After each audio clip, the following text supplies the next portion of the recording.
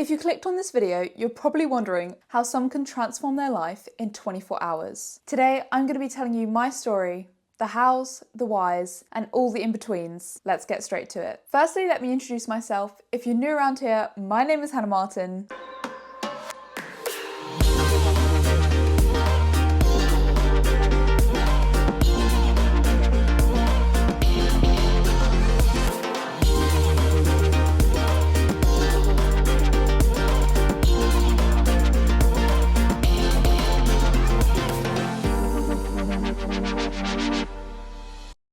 If you've been around for a while, you'll know the last few months have been challenging. I'm a professional ballet dancer recovering from ankle surgery. My recovery was going somewhat okay until I hit a real roadblock. A load of swelling in my ankle that just doesn't seem to want to go away made it difficult to do the everyday tasks. I was told the approximate recovery time would be between 3 and 4 months, maximum 6 to 12. I mean, that's in the most severe cases. I'd had this surgery before and was back dancing fully on stage within 4 months. So I thought this second time would be a breeze because I had it done on the left ankle, now having it done on the right. Turns out that just as unpredictable as the British weather, my recovery has been somewhat similar. Last week, I had another setback, another flare up, and all the motivation I had for my rehab turned into despair. The bike, a little reformer, icing all day, ice and heat therapy. Unfortunately, it's a combination of things that I'm not too keen on, if you can't notice from the clips. I'm so passionate about dance. I've been doing it ever since I was born. It's in my bones, and I've rarely had much time off. I'm a go-getter, I work hard, I put everything of myself into what I do. This setback has been one of the first times where I felt like it's completely cut me off from what I love. That feeling was just absolutely overwhelming me. I think the way that I approached the injury was the fact that it's a 3-month recovery period. I just have to get through 90 days of pain, then everything will go back to the way it was. I'm gonna have a final time dancing and doing what I love. Unfortunately, that's not been the case, and I think that's mentally taken quite a toll. I just thought you're gonna be in pain for 90 days and then you're fine, you're set, and you're good to go with a brand new ankle. I know surgery doesn't work like that, but that's how I convinced myself that I could go through this process. But lo and behold, a bit like having snow in April one year, we all remember that in the UK, 90 days came and went, and I was battling with more swelling and pain than before my surgery. I did my first bar since my flare up again. It's more painful than it was before. It's more stiff, feels worse currently. I don't know, I'm getting to the end of my wire, I don't know what to do anymore. I need a lot more recovery, less training. Did 20 minutes on the bike, 20 minutes on the cross trainer. I'm gonna do a bit of reformer, a bit of stretching, then go home, ice. All the muscles and tendons around my joint have got super tight and I need to get them to relax. So you're all probably wondering, what is this big transformation? What is the decision that you've made? What have you changed in the last 24 hours? I don't want to make light of how mentally distressed I was at the beginning of last week. I was probably at one of the lowest points in my entire recovery. I wouldn't want to get up and go into work. I felt demoralized, demotivated. I was doing everything I could in my recovery, but that was very limited at this point. I felt I had given everything, tried everything, done everything I possibly could, and I was still just as injured as I was at the beginning. That was kind of a devastating concept when you know you've given all of yourself to something and it still hasn't worked out. I realized recovery journeys are not linear. Every second of the day I was thinking about, how can I get better? Why does my ankle still hurt? What have I done to make it hurt so bad? Reflecting on my mistakes, wondering why, how, what, when. Could I have done something to prevent this? Instead of having anything productive happening, I was just going in this spiral. Every morning I'd wake up and pretty much for the first 2 hours of my day, wonder how I was gonna make my ankle do something it physically is not able to do at the moment. I was struggling to eat, sleep, or even function as a human. My inspiration had hit rock bottom. So what I did is I sent an SOS to my mum, and to my greatest surprise, my dad literally turned up on my doorstep 8 hours later to make sure I was okay. I'm so grateful for him. He literally was my saving grace. And then we had this conversation that changed everything. Where there is no vision, there is no hope. George Washington Carver. Without vision, the people perish. Proverbs 29 verse 18. This is where I was at. I had a vision for what my recovery would be, the trajectory I was on, and how things would turn out. I had adjusted this several times with setbacks, but the further away the finish line got, the more more I realized that my vision was actually becoming detrimental to my recovery. I wanted to come back stronger, better than ever before, and I was going to do whatever it took to get there. No matter how much pain I was in, I was going to make it. Now I can already feel any physios out there are just absolutely wincing at what I just said, because I know it's not the best mentality going into a recovery period. You cannot push yourself. That's kind of the difficulty that I have, because I love pushing myself and seeing what I can achieve. And with recovery, you actually have to do the exact opposite. So I did know this. I find it very difficult because I pour my heart into everything that I do. As a passionate person, I need an outlet. But somehow, the more I poured myself into my rehab, the worse it got. So back to the conversation with my dad. He sat me down and he said, when life gives you lemons, you make lemonade. This is an amazing opportunity. I said to them, yes, I know. This is my opportunity to come back stronger, to show what I can do, to really excel my skills and really reach that next level I've been wanting to in my dancing. But all I could really see was the vision that I had set for myself and how I'd utterly failed at it. So the conversation was always this cycle that I was in of, I have this vision, I'm trying everything I can to make it happen, but it's actually just making the situation worse. This is where he said I had to slightly shift my focus. As ballet dancers, we find this hard.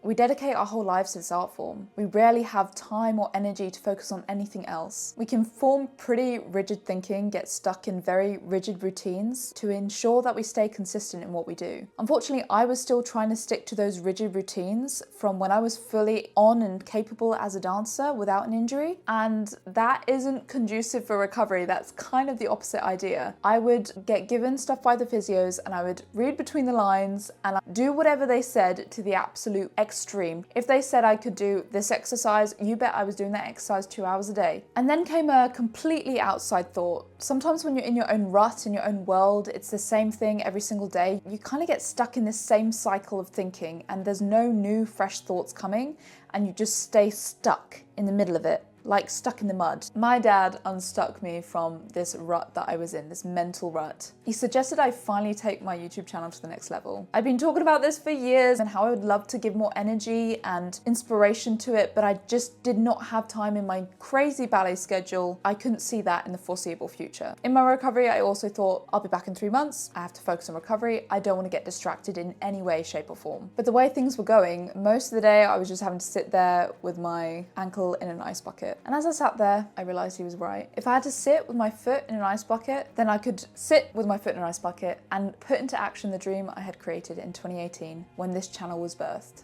So the first plunge in the deep end was I invested in a course, Ali Abdal's part-time YouTuber Academy. It was probably one of the most expensive things I've ever invested for this YouTube channel. I was still using the same editing software I used when I was 8 years old, just because I hadn't had time or energy to try and learn a whole new program because I was just trying to churn out videos every week. That night, I had a look at the course. I was quite impressed, feeling inspired and couldn't really sleep, so I binge watched probably 4 or 5 hours of the course that evening. Felt this was the right thing and this was the step forwards for me. It's easy to say, inspiration struck, and this is where this journey started. Dad, what time is it? 3:24. What are you videoing me? This is what vlogging is all about. I don't recommend this as not a health and well-being shout to be up at 2 a.m. This is part of the journey. Me and Dad are very similar. We wake up in the middle of the night with lots of ideas. We've just been talking about lighting. This is the most horrific lighting you're going to see in this whole video. We're looking at lights currently. We're going to completely revamp my room tomorrow. But this is today. Don't recommend getting minimal sleep, but if you're not going to sleep, you may as well make it productive.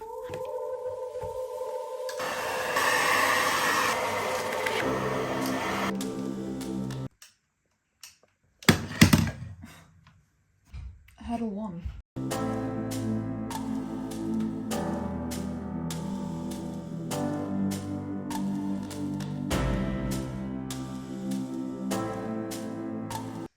So this is the current state of my bedroom, the living room. This is what happens when you decide to make a life change. It can be pretty overwhelming, and that is what I'm feeling right now. I didn't necessarily want it to be a clear out, just ending out being a clear out because I need more space for my studio lights and stuff. It's 11:30 now. I am pretty hungry because of my early wake up. You know when you get to that point where it's just like switches off from actually being productive and you're just looking at your mess like, how did I get here? That is where we're currently at. So we need to take a little break. Some fuel for the day. And we still have to rehab. something that can help as well. It's still a bit of a mess. My influencer studio has turned into trying to clear out my entire life, which is good because there's potential where I'm going to have to move soon. Not into a new place, unfortunately. I didn't get a mortgage just purely because of the uncertainty with just life at the moment. I didn't need that extra stress.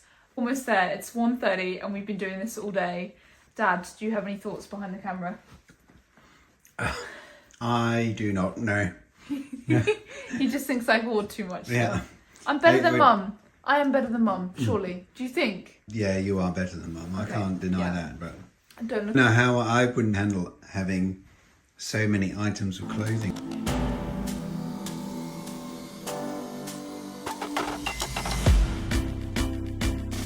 I'm a bit tired now.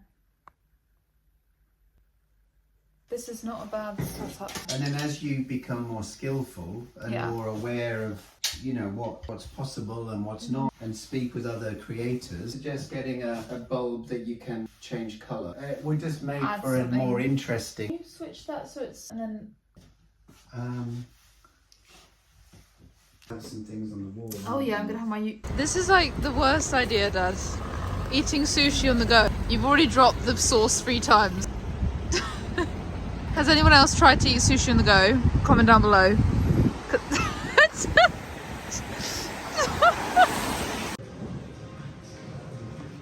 So we're currently just buying all the bits and bobs we need for the studio in Argos of what we've got or what they have in stock here. I should have filmed actually. We were in the Osmo, is it Osmo store? I don't even know what it's called. Look at a potential camera. I'm not 100% sold on it just yet. It's £619. I think that's where I'm choking slightly. Also because I'm potentially thinking of buying another phone to make my workflow a bit easier so I can have a couple of angles going for different YouTube videos. But it's going to be a very expensive day.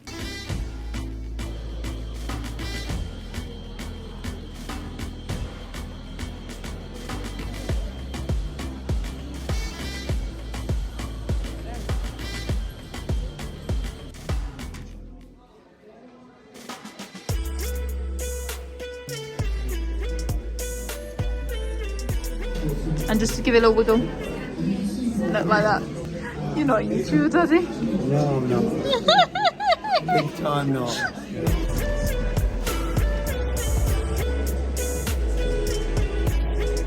This is really uncomfortable for me. That's very cool.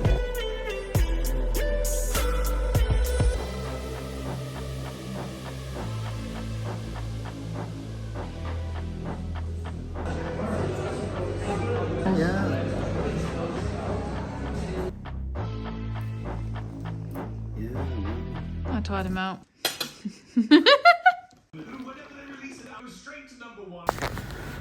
Today has been crazy. Dad is whacked out on the couch and I'm still a little bit wired, trying to process everything. I made lots of purchases and the YouTube studio is almost ready. I just need to get picked up and buy a couple of things online. I need to get some program software and iCloud storage, but I just need to look into them. I also have a haul of the tech that I got yesterday, so I will show you that tomorrow when I have a bit more energy. But just feeling very grateful. My dad's been here to help me because with my ankle the way it has been, I tried to move a couple of bits of furniture and I was like, I literally cannot. So yeah, just feeling very grateful and sharing highlights on Instagram. It's been the best day in a long time. I feel like that's a touch high, slightly lower, That's good there. I threw out all my pencils though, so now I don't have any. You didn't keep any? Well, you told me not to, if I'm not going to use them, to get rid of them. Okay. Just taking your advice. See if I did use my own brain. Kept them. Let's have a look. Just do a little more. Yesterday was the craziest day. Probably haven't slept as much as I would have liked to, but it shows that I'm inspired. I'm ready for this new adventure. This is what we've got so far with the setup. I need to be careful that I'm not keep looking over there because I can't see the back of the phone. I wanted to be able to set it up so it's all nice, but often sometimes when I put the phone on, I literally do not know what is going on the other side. Yes, I could use my internal camera, but the quality is not as good. I'm trying to increase the quality of my content. I've got my computer here where I can see what's going on the phone, which is new to me. Let me know what you guys think of this setup. The last thing I'm kind of looking to get is a little plant for just here. and then some LED lights to kind of come up from the floor. Almost the full setting. I wanted to quickly run you through the products that I did buy. If you do not enjoy tech hauls, I have given you a timestamp to skip to the rest of the vlog. If you want my views on tech without a lot of knowledge, please carry on watching, you might find it amusing. These are the ones that were recommended to me. I've watched quite a few videos. Obviously I've joined the YouTuber Academy, just looking at products that will work for me. I generally use my phone to film everything. My problem is sometimes when I use my phone and I want to do like a Q&A or something like that, I can't see all the questions on Instagram. So I bought another iPhone so I can film and I can also look at questions, I can live stream. It's just gonna make my workflow a lot easier, and also I want to create some more courses, but I don't have two cameras. I like to film from two angles to keep the quality super high.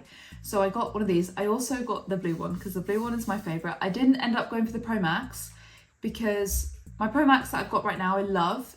It's very big though.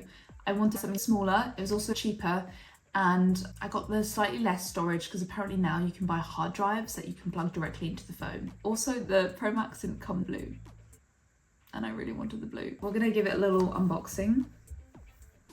Little peel. Oh, how beautiful is that?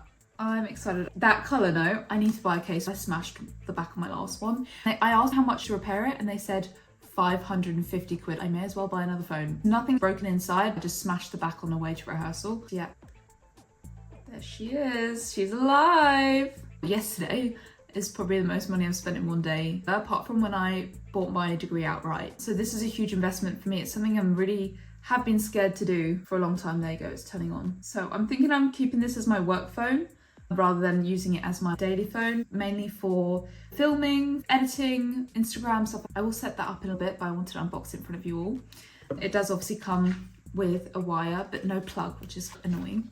The other bit of kit that I got was for the phone as well. A little bit more of an expensive tripod than the one I'm using now. I've got no idea how good it's gonna be. We'll find out. It was about £50 from Argos.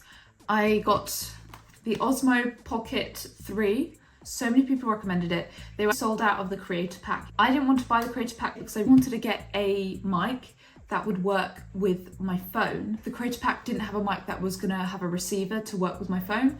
So I got the Osmo Pocket and the microphone separate. I'm new to all this tech world, not my expertise, but we live and learn. I'm hoping this will help me capture my journey in a more quality way. There we go. So that's the box.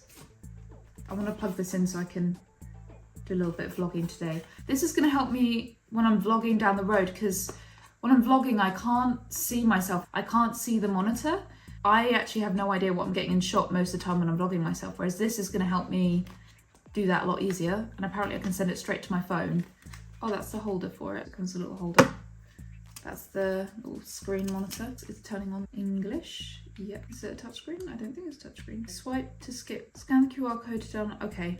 I'm gonna sort that out. I've got to do a QR codey thing. That's that. I've got the mics, which I will experiment with in due time. I won't unbox that for you right now. And then I've got the SD card for the Osmo. What else is in here? I can't remember. I've bought so much. But anyway, that is all the kit for the next step of my life. I hope you guys have enjoyed that little haul.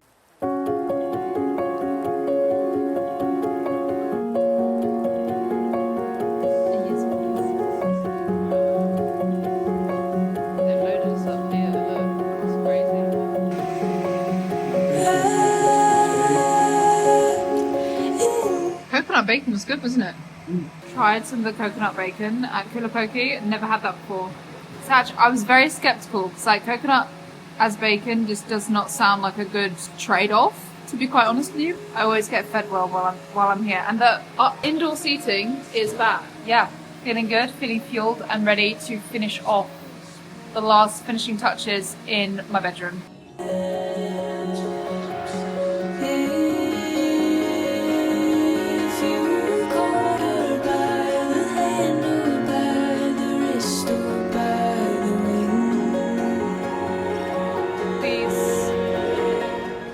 Guys, we have found the new plant.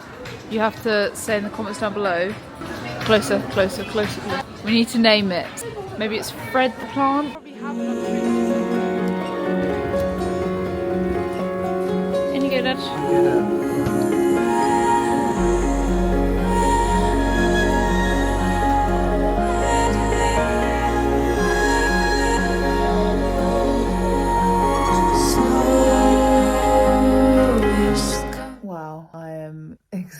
excited now.